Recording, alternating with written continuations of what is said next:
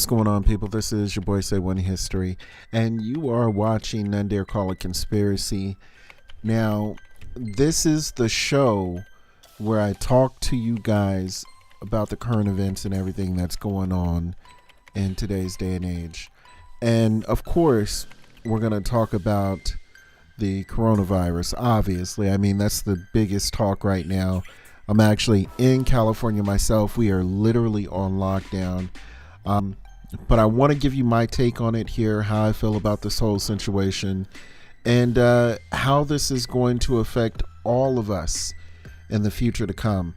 And I have to tell you guys, in my personal opinion, I don't think it's going to get any better at all. In fact, I think it's going to get worse. So stay tuned. You guys are in for just a whirlwind. It's about to get crazy. So with that being said, why do I think it's going to get crazy? Well, here's why. I've been having this conversation with my friends, my family members, my coworkers, and the one thing that we actually have, we can go back to and see, where we had a very similar instance like this and it didn't get better, was ding, ding, ding, 9/11. And in 9/11, one of the main differences of this particular situation is that 9/11 allowed us to come together. We united all around America across, just every ethnicity, every race, and we came together and we stood strong in the midst of a terrorist attack. In this situation, it's a little bit different. There's no one to blame, really. It's a virus. It's not a person. So that's one thing. And the other thing here is when 9/11 happened, you guys, 9/11 was a situation where we had just a number of different laws and regulations that came into place and just demolished our liberties. A lot of our freedoms were taken away. And I see that being the same thing in this scenario here. You notice how when you go to a grocery store now, if you're in California, I don't know if they're doing it anywhere else here, but in California, you go to a grocery store, they're letting 10 people in at a time, 2 people at a time, situations like that. When you buy groceries, certain items you can't buy in bulk here. There are instances where, you're on lockdown. You literally have to be in the house at a certain time here. This isn't going, everybody's like, I can't wait for it to go back to normal. There's going to be some normalcy to it here, but unfortunately, we're not going to get back to where we were. It never happens in a situation like that, like this, I should say. And unfortunately, we're either going to have to fight back. And when I say fight back, I'm not advocating for violence, although that may be essentially what we need. But I'm saying that we may have to fight back with the pen. We may have to fight back by talking to our governors, lawyers, and legislation and things like that to get our civil liberties back, because it's just not they're not going to fight for something so diligently and then give it back, just out of their free will. It's just it never works like that, you guys. So, I was talking to a friend in reference to this, and it's one of those things where this COVID-19, it's not a joke. And I never thought it was. I've always thought it was a serious thing. But we need to be able to do 2 things at one time. And that is making sure that we're protecting ourselves against this virus, because it is very dangerous and it's fatal to a lot of people. It has weird traits where it can affect one person really bad, and then the other person, they don't have any symptoms whatsoever. But that's besides the point. And then we also need to make sure that we are staying on top of our government officials, because again, if you give them an inch, they'll take a mile. So that's the problem I have. Everybody's saying, it has to be one or the other, where, hey, you know what, this can't be real. They're trying to take our they're trying to take our guns. They're trying to take our freedoms. They're trying to take our civil liberties. Yes, I do believe that to an extent, but I also believe that the virus is very real. We can have both. It can be two things. It can be a situation where the virus is very real, and then there are people who are opportunists and they see this thing happening and they say, how can I take advantage of this? And that's how people get rich with the stock market. If you look at the stock market now, everybody right now is saying the stock market is horrible. Don't invest, don't do this, don't do that. It's crazy. Don't do it. But there are people right now, including myself, that are looking at the stock market and are saying this is a perfect time to buy. And the reason it's a perfect time to buy is because the stocks are lower than they've ever been. This is literally how, poor people become millionaires, how poor people become rich. They take advantage of situations like this. And if you're smart enough and you have enough capital saved away to where you can invest in a situation like this, then and of course, if you make the right moves, you can definitely make something happen. And this is time and time again what happens when you're dealing with rich people. Now, rich people, they've already made their money, but they're not satisfied with what they've already made. So they're going to capitalize on any situation that comes into place. And if you guys have been paying attention to the news, they knew about this virus. They knew about it all the way in January before we had heard any type of information on it whatsoever here.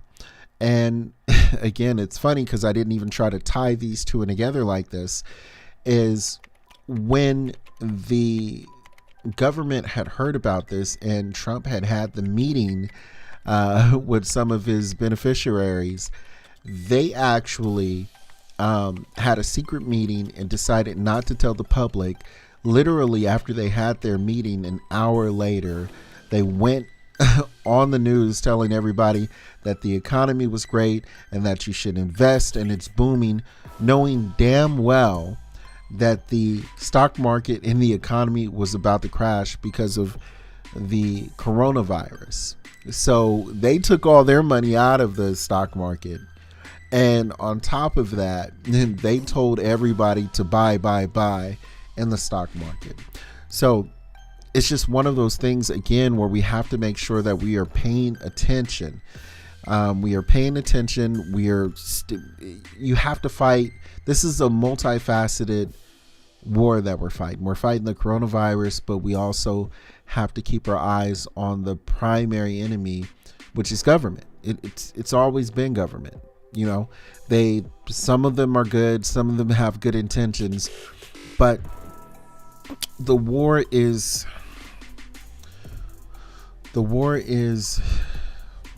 very complicated. I'll give you an example. Give you a prime example. Our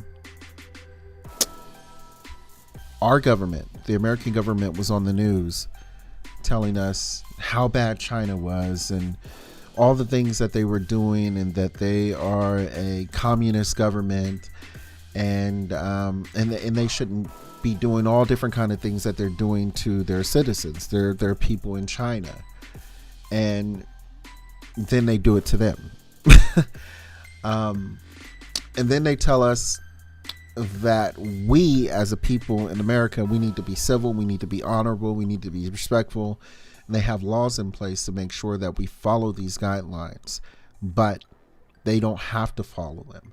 And that's the point that I'm trying to make. If they took these guidelines and policies and integrity and all these different values that we're supposed to have as Americans, and they went out to the world and they tried to use those same values within the world, they would be crushed, because you have to understand what a value is. A value is a limit. It's something, it's integrity. It's something that you won't do. This is the line I will not cross. And if your enemy knows what line that you won't cross, if your enemy understands where your values lie at, he'll actually attack you there all the time. So in politics and when you're running governments, you can't have integrity. You can't have values. You always have to go against your word, because when you're dealing with an enemy of such who will constantly overstep those boundaries, constantly know where your value or where your tipping point is, they'll go to that every time until you show them something different, until you evolve, until you become a better person. And that's what these people are. So they keep us in check with these values, again, that they say we should have, but they have none whatsoever. And it also, it goes to show you that the system that we have in place is just a game. It's an important game, but nonetheless, it's just a game. All our lives, we've been going on paying bills, working every day, stressing ourselves out, hurting our bodies, and all of a sudden, everything just stops. I mean, everything just stops. Literally in place. There's barely anybody working. No games going on. This is things that people work their lives for, like the NBA. People practice and work their whole lives to get to the NBA, to the NFL, to the UFC, to government, or wherever you want to call it. They work their whole lives to get to these places, beat up their bodies, beat up their minds. And at the end of the day, you realize that it's just a game, just like the economy is. It's like a big ass board game, like a big ass Monopoly game that literally just stopped. It's like we took a break. And and there's been reports on the news where we've seen the pollution in China and America just completely clear up, because nobody's out driving, nobody's out, moving, nobody's out, doing these things. It's kind of like the movie with Will Smith, where everybody had left the city and animals were coming out into the city because they saw it wasn't populated anymore. It's the same thing here. If you look on the news, everywhere we're actually seeing like animals starting to wander out into the cities now. Antelope, deer, rabbit just come into the cities because nobody's out enough to deter them from coming into the city. They don't have fear anymore. And like I said, I think this is a good thing, and also it's a bad thing. It's a good thing for our world, because within a month, we've literally reduced the carbon emission in the air tremendously. If you ever go outside, just go outside and look at the sky and look at how clear it is compared, to just a couple of months ago here. It's ridiculous. So I feel like we're kind of like parasites destroying the world. The government is taking full advantage of the situation, and then also they're hiding stuff from us at the same time. And that's why I call it, none dare call it conspiracy, because there's so many different conspiracies wrapped into conspiracies into another conspiracy, and people are interested in these things. People want to know what's going on, but if you try to focus on too many of them at one time, and if you don't really pay attention to it, it just becomes just that, a conspiracy. It's just a theory in itself. And when we start hitting these things more with facts, and we start focusing more on the details of the situation, then we understand and we can explain a little bit more to people that are out there. But I wanted to show you guys something. I'm actually a fan of Vlad TV, and I was watching I think his name is John Sally, and they were talking about the coronavirus, and they were speaking in regards to how literally everything just stopped. And he's kind of speaking to what I was talking about. He was basically saying, the government around the world has actually stopped everything, and they have control of the country and the world. When we can go to sleep, and do you think that's going to stop? And do you think it's going to come back to normal? And he's saying, no, I don't think it's going to come back to normal. It's just like what happened in 9/11. And I didn't see this before I started coming to my conclusion. And then I watched this and I was like, oh, everybody's actually thinking this, or at least, a few people are thinking the same thing I was thinking. So I want to go ahead and play this for you and just kind of show you. I think he explains it well. A lot of people will have their evictions frozen, which is great because you do not want a mass amount of people becoming homeless right now. Right, and you don't want them on the street. Yeah. So imagine what we're also learning. We're also learning how to be compliant. We're also learning how to wash your hair. But literally they are controlling the complete civilization. Mm-hmm. Not just America. I know California is the largest state and they're on lockdown. Right now, you try to go into Trader Joe's, and there's a line. There's a line because only 10 they're people. allowing 10 people. Yeah. I know someone just went there. Yeah.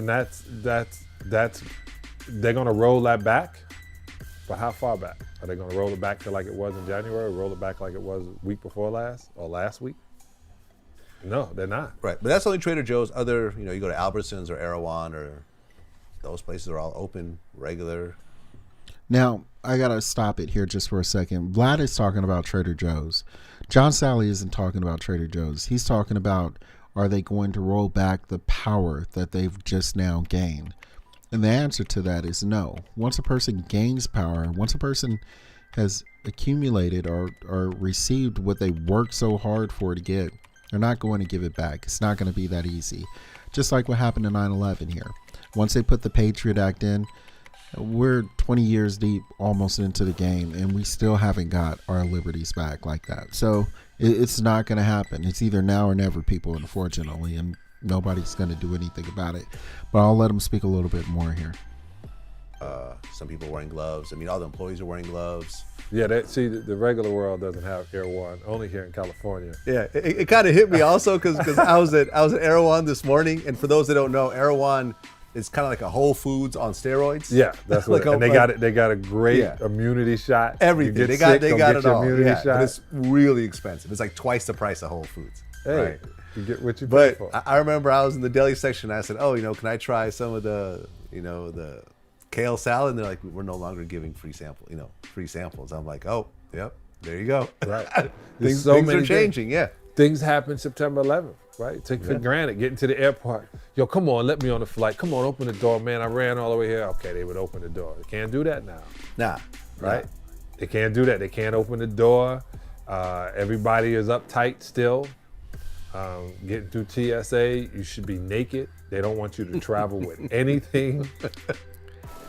So, in a nutshell, you guys, more of our liberties are being stripped away. For those people that say you shouldn't have a weapon, I beg to differ. This is going to be the time when you actually need a weapon to defend yourself in your household. Somebody comes in your house, the police are literally telling people when you call them now that they are not going to respond to any theft anymore in California. I don't know how it is for other places, but they're telling you literally that they are not going to respond. They are overwhelmed. And then on top of that, some of their officers actually have the COVID-19 virus. So they don't want to come out and infect you, and they don't want the police to come out and be infected by you. So what do you have to do? You have to defend yourself. And it's always been that way. That's what gun advocates have been saying for years. That's what I've been preaching for years. It's never been about hunting. The Second Amendment has never been about hunting. It's always been about defending yourself. It's always been about a militia. And that's essentially what it is. I'm going to leave it at that, man. I'm going to just go ahead and do these blurbs. every once in a while, because I want to get more into the political aspect, and then I also want to just talk to you about some of the things that are on my mind. But I hope you guys enjoy. Please make sure that you like and subscribe, hit that notification bell if you enjoyed it, and I will talk to you soon. This has been None Dare Call It Conspiracy with your boy Say When History, and I will holler at you guys later. Take care, man. Be safe and stay out the fucking streets. It's crazy. Peace.